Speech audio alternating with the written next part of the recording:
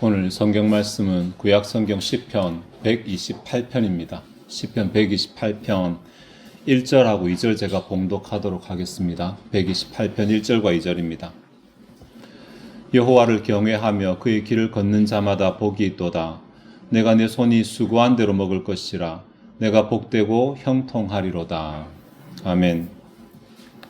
오늘은 대림절의 마지막 주일입니다. 해마다 성탄절 전 4줄, 주일 4번을 대림절 기간으로 지내고 있고 이제 며칠이면 성탄절이 되죠. 지난주에 우리는 시편 127편 1절을 통해서 우리를 도우시는 그 하나님에 대해서 우리 인생에 절대적으로 도움이 되시는 하나님에 대해서 생각을 해보았습니다.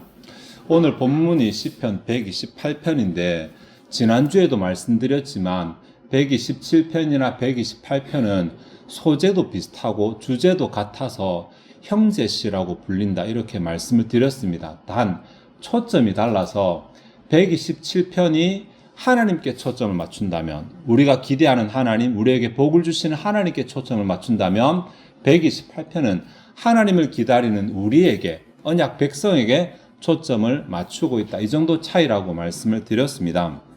그래서 지난주 우리가 127편을 통해서 하나님이 얼마만큼 위대하신 분이신지를 생각했다면 오늘 우리는 128편을 통해서 하나님을 기다리는 신자의 모습이 어떠해야 하는지, 어떠한 모습인지를 생각해 보도록 하겠습니다. 시편 128편은 구조가 굉장히 논란이 많은 시입니다.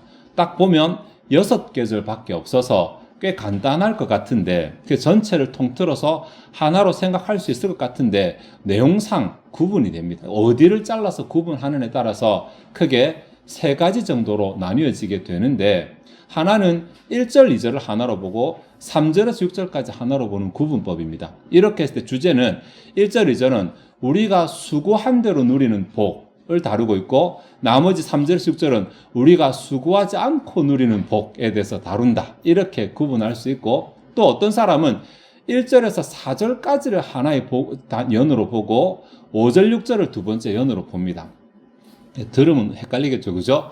1절에서 4절까지는 여호와를 경외하는 자가 누리는 복으로 보고 5절, 6절은 조금 특별할 거예요. 보셔도 알겠지만 제사장적 축복이 들어있거든요. 그래서 여호와를 경외하는 자를 위한 제사장적인 축복이 5절과 6절이다. 이렇게 보기도 합니다. 또 그 외에도 또 구분하는 방법이 있는데, 각 절에서 청자가 누구인가? 라는 기준으로 구분하는 구분법이 있습니다. 1절은 청자가 3인칭입니다. 듣는 사람이 3인칭인데 2절, 3절은 2인칭입니다. 4절은 3인칭입니다. 5절, 6절은 2인칭입니다. 이렇게 해서 청자를 대상으로 1, 2, 3절이 하나의 연이고 4, 5, 6절이 또 다른 연이다. 이렇게 구분하기도 합니다. 그런데 어떤 구분을 하든지 우리가 본문 전체를 살필 게 아니라 오늘 1절, 2절만 살필 것이기 때문에 같은 주제는 다 공유하고 있다라고 그렇게 말씀드릴 수 있겠습니다. 이 본문을 조금 볼 텐데 1절에 여호와를 경외하는 것이 어떤 것인지 의미를 밝히고 있다면 2절부터는 사실 여호와를 경외하는 자가 어떤 복을 받아 누리는지 나오니까 그렇게 구분해서 생각을 하도록 하겠습니다. 여호와를 경외하는 것이 어떤 의미인가? 1절을 다시 보시면 여호와를 경외하며 그의 길을 걷는 자마다 복이 있도다 라고 말하는데 원문을 보면 1절 상반절이 여호와를 경외하는 모든 자가 복되도다, 모든 자가 복되도다라고 하는 선언문이거든요.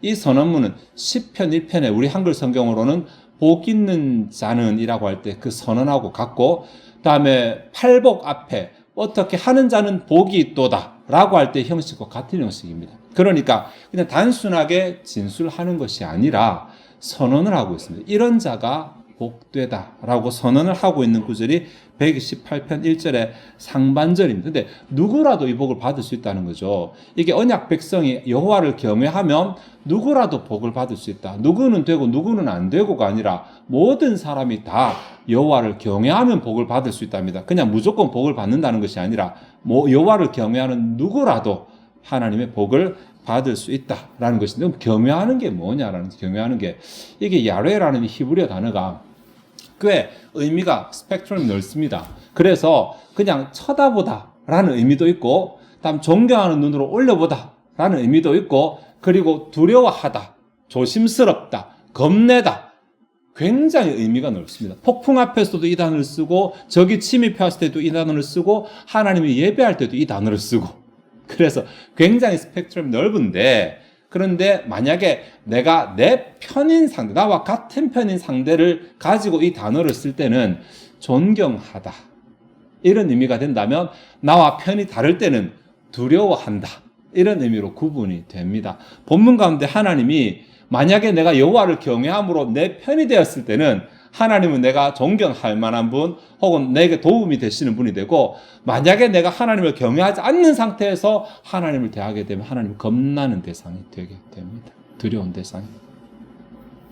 근데 이 본문에서 이 단어, 경외하는 이라는 단어가 동사로 쓰이지 않았다는 것입니다. 문법 말에 죄송합니다. 네, 형용사로 쓰이고 있다는 것이 해석을 할 때 문제인데, 제가 한 번씩 말씀드리죠. 또 히브리어나 헬라 이 구어는 똑같은 상황을 명사적으로도 표현할 수 있고, 동사적으로도 표현할 수 있고, 형용사적으로도 표현할 수 있는데, 형용사적으로 표현할 때는 상태를 강조할 때 형용사적으로 표현한다. 그렇다면 본문은 여호와를 경외하는 상태, 여호와를 경외하는 상태에 있는 자마다 복을 받을 것이다, 이렇게 말합니다.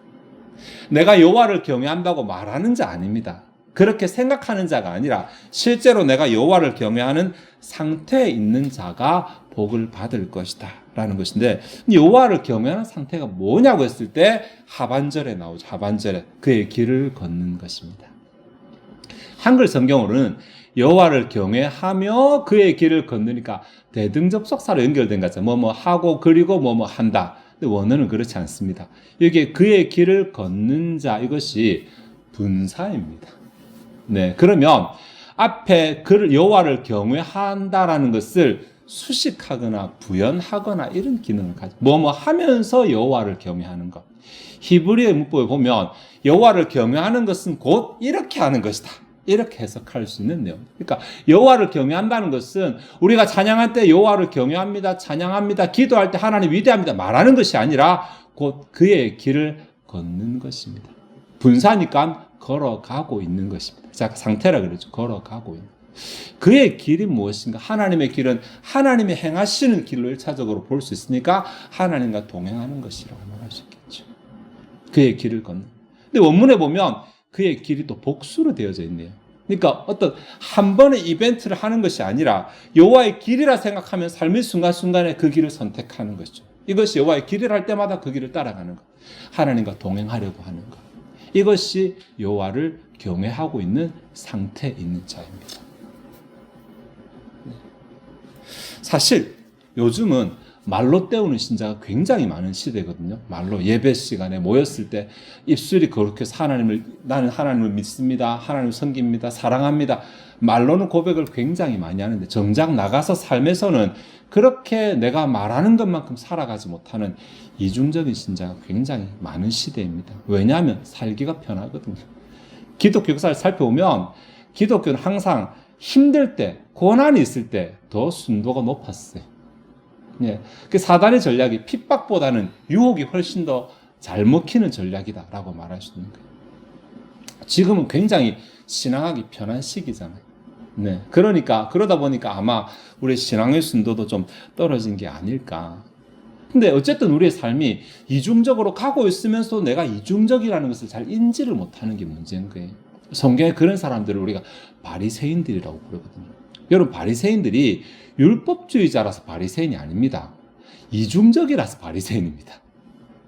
말로는 율법을 외치고 법을 말하는데 정작 삶에서는 자기가 말하는 것을 행하지 않고 살아가는 그 이중성 때문에 바리새인이라고 부르는 것입니다. 물론 뭐 원어가 그런 것은 아닙니다. 문자는 분리된 자라는 말이고, 우리가 예수님 신약 성경에 바리새인 할 때는 회칠한 무덤이라고 말하고 다 이중성에 대해서 지적을 하고 있는 것입니다. 그러니 우리도 예배 시간에는 입술이 거룩하고 신자들을 만났을 때는 거룩하면서 정작 내 삶에서는 하나님을 섬기는, 경외하는, 하나님과 함께 동행하는 모습을 나타내지 않으면 어떻게 보면 나도 바리새인과 같은 계열이라고 말할 수 있어요. 주님이 나를 보시면서 이 바리새인아 이렇게 말씀하실 수도 있다는 거예요. 네. 정작 본인이 못 깨닫는 것이지. 경건의 능력은 있으나 경건의 능력을 부인하는 것. 입술로는 나를 경외하나 행위로는 마음은 내게서 멀다. 이 모든 것들이 이중성에 대해서 지적하고 있는 구절들인 것입니다. 그러니 여호와를 경외하는 것은 말의 문제가 아닙니다. 여호와를 경외한다고 했을 때 내가 무슨 말을 하느냐 볼 것이 아니라 내가 어떤 행동을 하느냐, 내 삶이 어떻는가, 이것에서 내가 여호와를 경외하는지를 판단해야 합니다. 하나님이 기뻐하시는 길을 추구하고 있는지, 하나님과 함께 동행하고 있는지. 자, 그럼 이렇게 여호와를 경외하는 자, 즉 주의 길을 걷는 자들에게 어떤 복이 주어지게 되는가? 2절, 3절, 5절, 6절에 걸쳐서 복들이 쫙 나오는데 너무 많아요. 너무 많아서 다 생각 못합니다. 2절만 한번 생각해 보도록 하겠습니다. 네가 네 손이 수고한 대로 먹을 것이라. 네가 복되고 형통하리로다. 상반절에 네가 네 손이 수고한 대로 먹을 것이다. 수고한 대로 먹는 게 왜 복인가? 라고 사람들 참 많이 생각하죠. 여러분 전도할 때, 교회 안다니신 분들 할 때, 아니 내가 돈을 벌었는데 왜 교회에다가 11조를 바치고 헌금 바치고 이렇게 하시는 분 굉장히 많이 있습니다. 네. 그런데 이렇게 생각하는 이유는 내 것으로 수고해서 내가 얻었다고 생각하기 때문에, 내 소득이 내 것에서 나왔다라고 생각하기 때문에, 엄밀히 따져보면 내 것이 있냐라는 것입니다. 예. 지금 내 것이라고 생각하는 것이 30년 뒤에도 내 것이고 50년 뒤에도 내 것이고 100년 뒤에도 내 것인 사람이 있습니까? 인생은 소유하는 것이 아니라 이용하는 것입니다. 그저 왔다가 내가 이곳에서 얻게 되는 것을 이용하다가 다시 그대로 다 두고 가게 됩니다. 그렇죠. 그래서 지혜로운 사람은 이용하는 가운데 천국에 상급을 쌓는 자라고 하잖아요. 빼앗기지 않으니까. 근데 이 세상은, 내가 이 세상에서 소비하는 모든 것들은 들어왔다가 나갔다가 들어왔다 나갔다가 끝나버리는 것인데, 심지어 나의 시간도 이용하는 것이잖아요. 나의 시간도. 나의 건강은 물론이고 인생이라는 시간조차도 내가 이용하고 어느 순간에는 다 놓고 가야만 합니다. 그 가운데 내 것이니 나는 못 놓겠다고 말할 수 있는 것이 단 하나라도 있습니까? 하나님이 내가 네 것을 거두어 가야 되겠다고 하실 때 이건 안 됩니다. 이거 제 겁니다라고 말할 게 하나라도 있냐라는 것입니다. 내 지혜도 능력도. 그러니 사실은 내가 나가 수고한다고 말하지만 수고할 수 있는 것 자체도 하나님의 은혜입니다. 성경이 말하고 있는데 신명기 8장 18절에 내 하나님 여호와를 기억하라. 그가 네게 재물 얻을 능력을 주셨음이라. 그 능력을 주셨기에, 내게 지혜를 주셨기에, 내게 건강을 주셨기에 내가 그것을 이용해서 얻을 수 있는 것입니다. 학개서 1장 11절에 네가 이 땅과 산과 곡물과 새 포도주와 기름과 땅의 모든 소산과 사람과 가축과 손으로 수고하는 모든 일에 한재를 들게 하였느니라. 이 말 무슨 말이냐면 이들이 잘못함으로 인해서 하나님께서 그들에게 재앙을 내리신 거예요. 재앙을 내리신 결과가 뭐냐면 그들이 손으로 수고한 모든 일에 한재가 들어서 결과가 없었다라는 것입니다. 하나님께서 막으시면 못 가집니다. 하나님께서 막으시면 못 누립니다. 단순하게 하나님의 주권이 아니라 하나님은 언약 백성을 위해서 우리가 인지하지 못할 때부터 우리에게 계속 공급해 오고 계셨고 지금도 공급하고 계십니다. 내가 얻고 내가 누릴 수 있는 복들을 말입니다. 마치 공기처럼 그냥 날 때부터 내가 숨을 쉬고 있었으니 가치를 모르고 있을 뿐입니다. 우리에게 베푸시는 은혜를, 능력의 은혜를. 우리가 지난주에 살폈던 시편 127편 2절에도 너희가 일찍이 일어나고 늦게 누우며 수고의 떡을 먹음이 헛되도다. 하나님께서 함께하지 아니하십니다. 여호와께서 함께하지 아니하십니다. 그러니 우리가 지금 수고한 대로 누릴 수 있는 복 자체도 임마누엘의 복 안에 들어있는 것입니다. 하나님이 함께하시는 복 안에 이미 들어있는 것입니다. 언약 백성이지.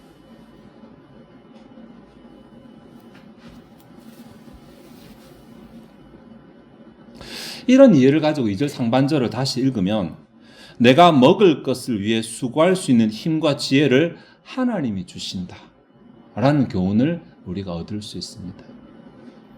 2절 하반절에 복되고 형통하리로다. 네가 복되고 형통하리로다. 복되고라는 이 단어가 아슈레이라는 단어인데 이 단어가 본래는 쭉 바르다 혹은 직선이다, 직진이다 하여튼 이렇게 하여튼 쭉 바르게 있는 이러한 것을 나타내는 단어입니다. 바르다거나 아니면 일직선이다 이런 의미를 나타내 보이는 단어인데 이 단어가 어디서 쓰이냐에 따라서 의미가 좀 다양해집니다. 그래서 우리가 쓸 때는 그러니까 사람을 대상으로 하는 사람이 단어의 주체가 될 때는 바르게 살아간다 이런 의미가 될 수 있고, 하나님이 우리에게 대상으로 이 단어 쓰실 때는 잘 되게 하신다, 번창을 쭉쭉 나가게 하시니까 복되다 라는 의미가 있고, 그리고 이 단어가 또 한 가지가 사람이 하나님께 이 복을 받았을 때는 행복하다, 상황에 따라서 다양하게 쓰이거든요. 근데 어떻게 보면 여기 2절이 이 의미를 다 가지고 있어요. 사람이 하나님 앞에 바르게 살아가야 되고, 바르게 살아갈 때 하나님께서 그 사람에게 복 주시고, 하나님의 복을 누리는 사람은 행복하게 되고.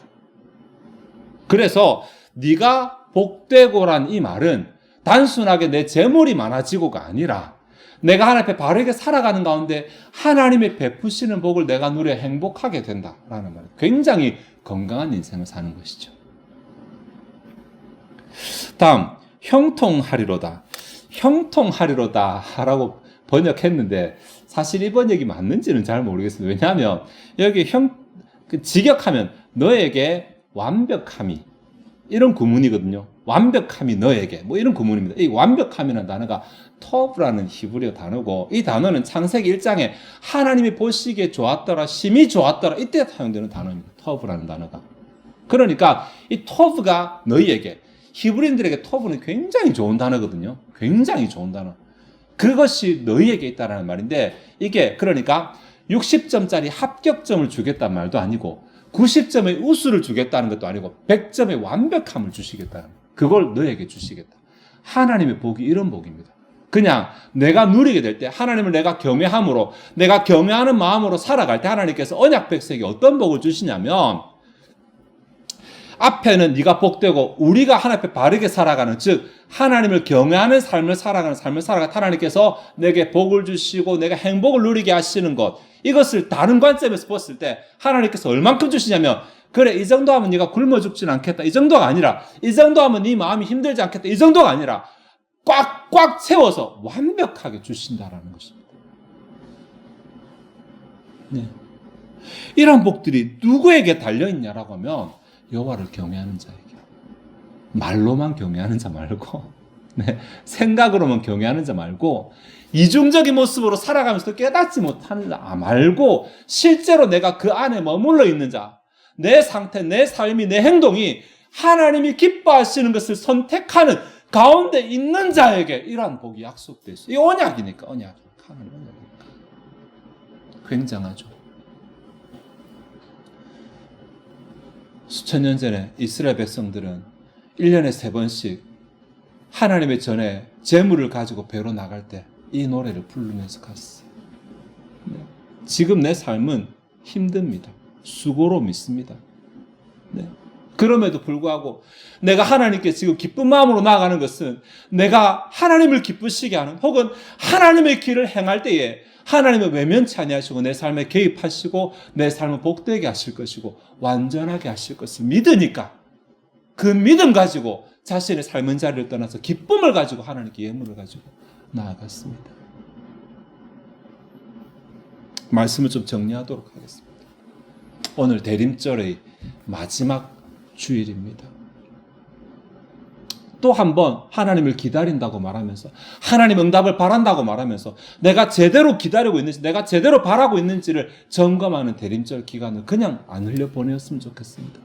내가 하나님을 기다린다는 것은 누가복음 2장의 시므온처럼 의롭고 경건하며 주의 오심을 기다리는 삶의 모습을 가지고 있을 때 하나님을 기다린다고 말할 수, 기도 응답도 마찬가지.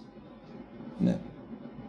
내가 와서 기도 얼마 한다가 아니라 내 삶이 기도에 걸맞는 삶을 살아가는가, 내 삶이 하나님을 경외하는, 하나님을 존경하는, 존중하는, 하나님을 인정하는 삶을 살아가는가. 내가 하고 싶은 거 생길 때마다 하나님 무시해버리고, 내 바쁜 일 생길 때마다 하나님 뒤로 밀어버리고, 말로는 하나님 사랑한다, 존경한다 말하면서 정작 일이 있을 때마다 하나님의 뒷전으로 밀려버리면서 또 예배 시간에 나와서 내가 하나님을 존경합니다라고 입술로만 말하는 것 아닐까 생각해 보았습니다.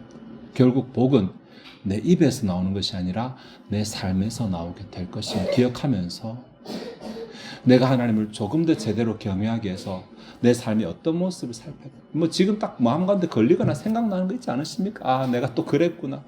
그런 삶의 모습에서 내년에 올해보다 더 하나님을 기쁘시게 하는, 더 하나님과 동행하는, 더 하나님의 길을 행함으로 하나님이 복을 주실 수밖에 없는 저와 여러분 되시기를 바랍니다. 기도하시겠습니다. 하나님, 오늘 시편 128편 1절과 2절을 통해서 우리가 하나님을 제대로 경외할 때 하나님께서 베푸시는 복을 제대로 누릴 수 있음을 교훈해 주셨습니다. 우리도 모르게 내가 생각하는 내 신앙과 내 삶의 신앙의 차이가 있지 않는지, 우리도 모르게 이중적인 삶을 신앙을 가지고 살아가면서 나는 그렇지 않다고 착각하는 것은 아닌지 돌아보게 하시고, 원컨대 우리의 부족한 부분을 보게 하시고 깨닫게 하여 주옵소서. 원컨대 우리가 고치게 하시고 참으로 주의 언약 백성이 여호와를 경외할 때 누리겠다고 약속하신 그 복을 실제로 우리 삶 가운데 다 누리게 하여 주시옵소서. 이미 우리 가운데 행하고 계신 하나님, 이미 우리 가운데 일하고 계신 하나님께서 우리의 복을 더욱더 풍성하게 하셔서 우리가 하나님을 더 찬양하고 주님을 증거하는 삶을 살게 하여 주시기 원합니다. 이 시간 주 앞에 준비된 예물을 드리고자 합니다. 우리의 마음이 즐거이 하나님을 헌신하게 하옵소서. 감사드리며 예수 그리스도의 이름으로 기도하옵나이다. 아멘.